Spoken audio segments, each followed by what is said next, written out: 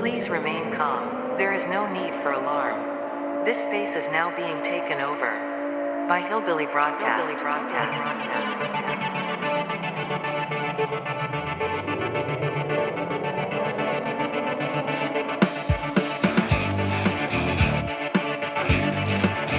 Can somebody please tell me what in the heck is going on? I have a lot of questions. Sitting there on Saturday, and I go to check the news. I do that periodically throughout the day. Try to keep up on what y'all's up to and what country we've invaded lately. I pull up the news and see that there had been shots fired at a Trump rally. Now, I have to say that my first impression is that it was probably some wacko. I'm a bit desensitized to this stuff these days. I think we all are. I figured it was some wacky dude that fired a couple shots off. And then I saw pictures of Donald Trump with the blood over his face. And I'm like, gee, well, this is not your run-of-the-mill scenario here. I do have questions. I got to say, I'm not alleging anything. Please don't think that I am. But how does that happen? How is that line of sight left open and apparently unmonitored, unattended? When you have a former president and a current candidate for president, when you have him there speaking, how is that area left unattended? Now we're starting to see reports that the old boy was there and that they knew he was there. And by they, I mean, at least some form of law enforcement knew he was there 30 minutes prior. And this is on Fox. This is not some crazy wacko something or other. Fox is mainstream. But that he was there 30 minutes prior to the shooting and they were aware of it. I don't get it. I don't understand it. I'm not trying to tell you this exactly what happened because I don't know, but I do have some very serious questions. Now, one of the things that we're hearing come out of this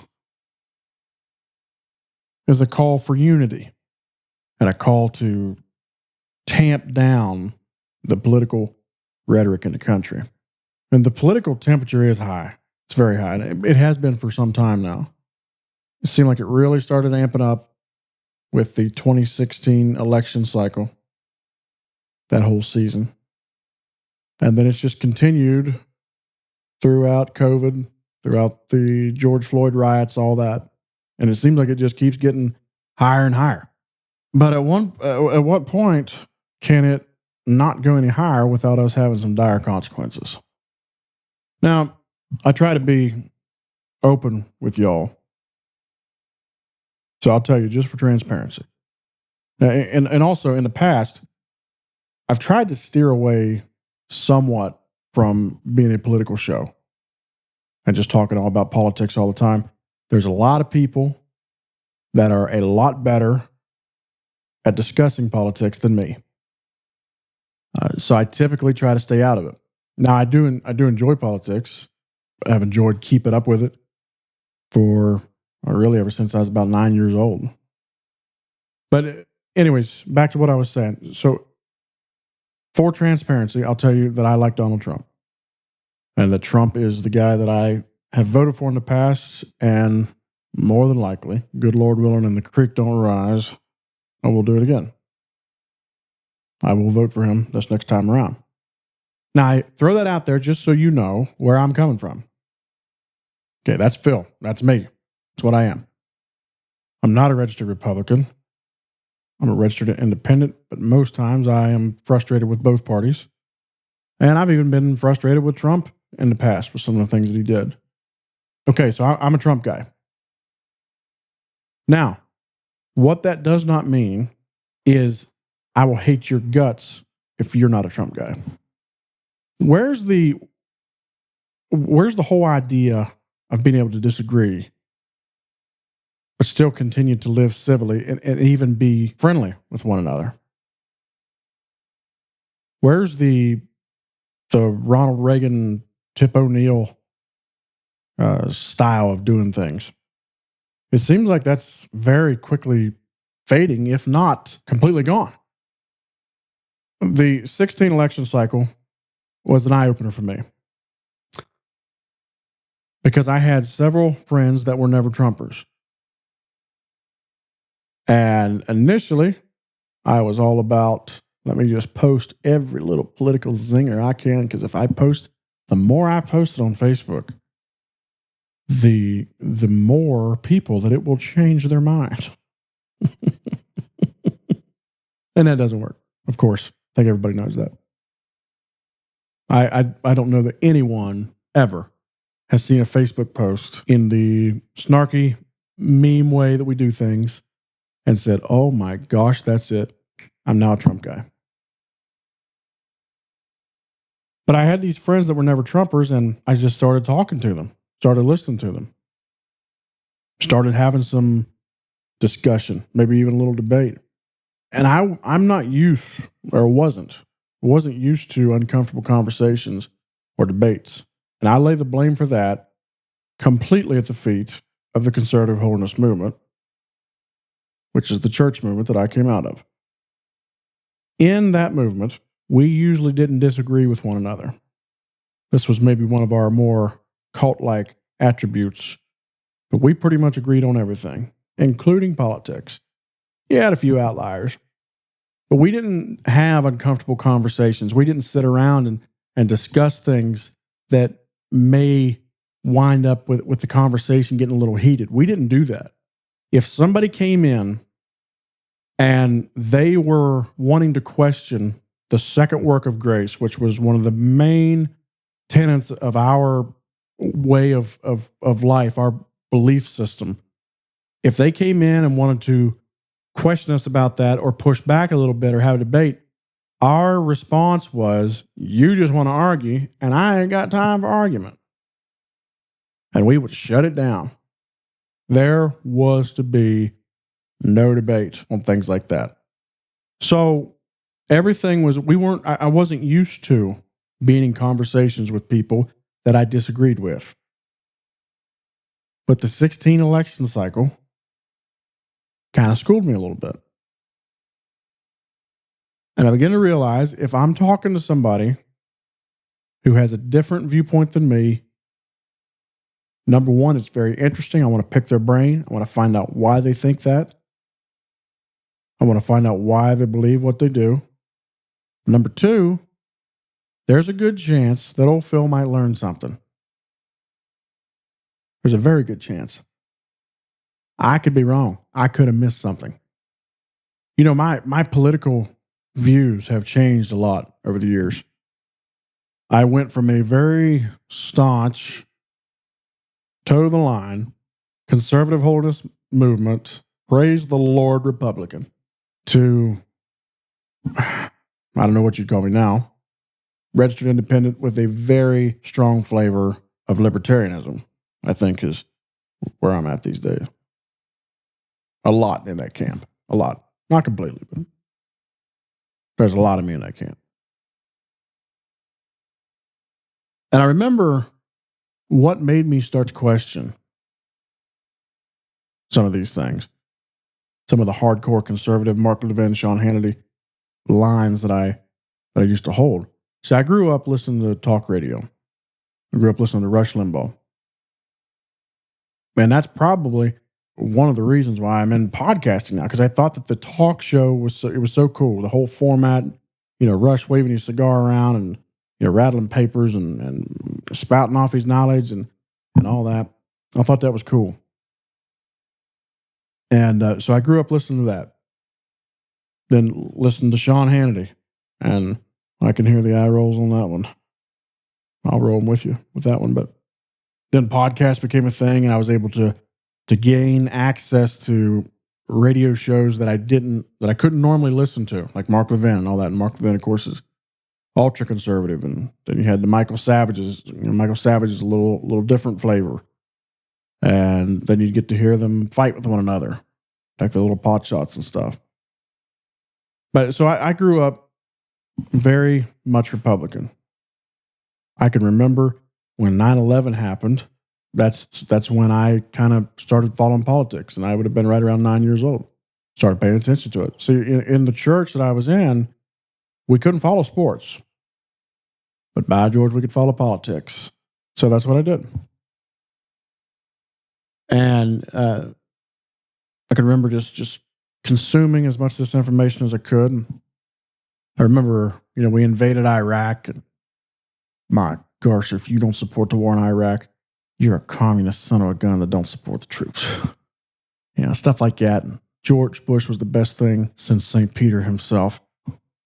If I could go back and visit my younger self, so many things I could tell him. Mitt Romney comes around and he's a Mormon, but I believe he's a good man. He's what we need for this country. All right, yeah. John McCain all the way. Okay. Whatever.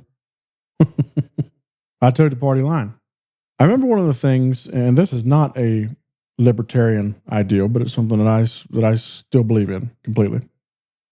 One of the things that started opening my eyes to the fact that I was not a hardcore conservative was the issue of public land. Now, for those of you that don't know, public land is like, say, a national forest, national park, places like that.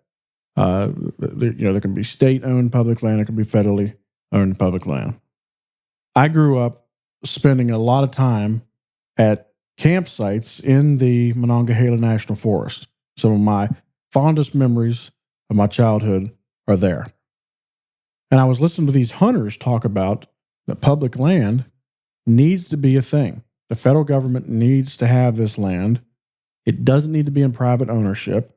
It needs to be federally owned, and then the people are given access to this land for hunting, fishing, camping, different types of outdoor recreation. I can remember hearing the Mark Levin types and all those, insert your conservative talk show host here.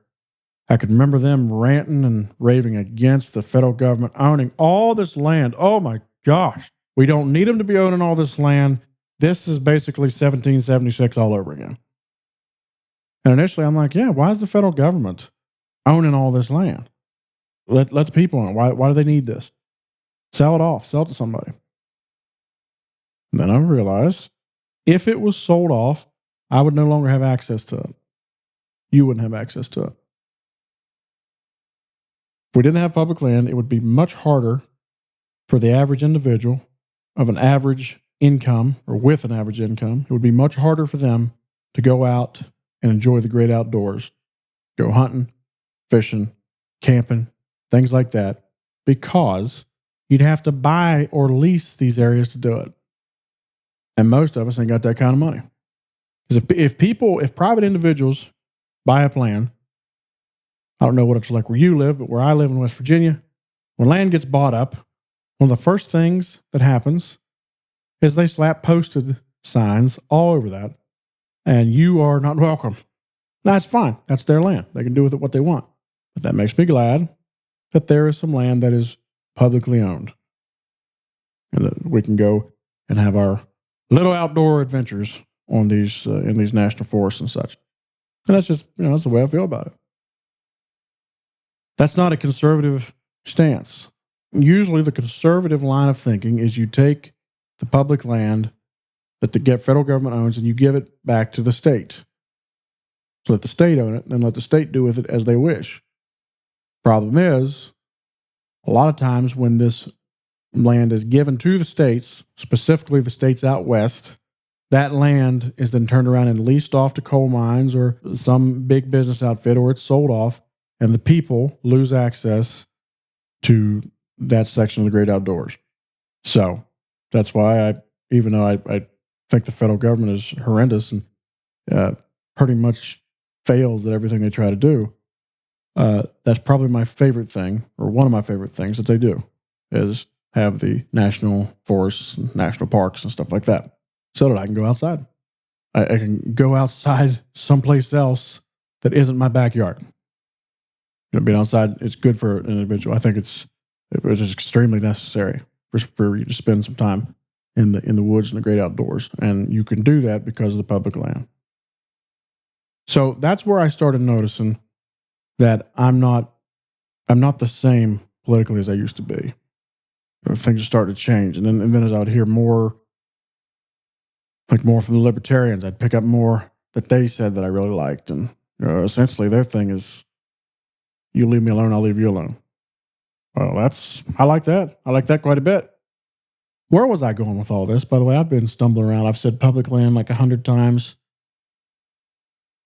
I'll tell you what, let's bring it back around to the beginning. So I think that we have to, it's going to be necessary for us to realize that just because I like Donald Trump and you might like Joe Biden or RFK Jr. or whoever else, or you don't like none of them, but just because we have opposite opinions, that doesn't mean that we're not fellow Americans. That doesn't mean that we can't be friends. We can't be friendly. We can't have a good relationship.